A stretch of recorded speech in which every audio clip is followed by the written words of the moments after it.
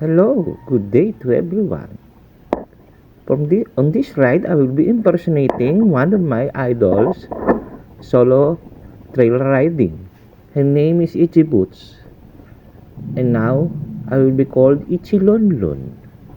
In today's video, I will be riding 24 rivers in Sitio Balete, DRT. Oh, so look now. There's a locals washing their clothes. I will be climbing this hill where the houses are built by the locals. Oh, good morning, everyone. I would like to pass by your place. What a beautiful place it is. Moo, magnifico. I don't know my accent is correct, but I think that's the way it is. I don't know if I'm Indian or French or whatever. Oh, very nice place. Full of trees. Oh, that's the main road. Yes, I love it.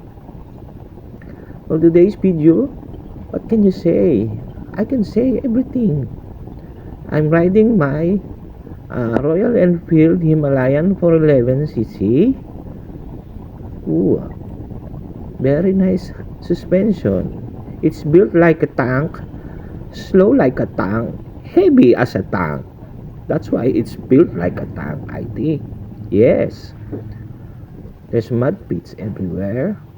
Good thing there's no rain for today, so I can ride peacefully and calmly, and yet I don't want to fall off my bike because it's built like a tank, heavy as a tank, you know.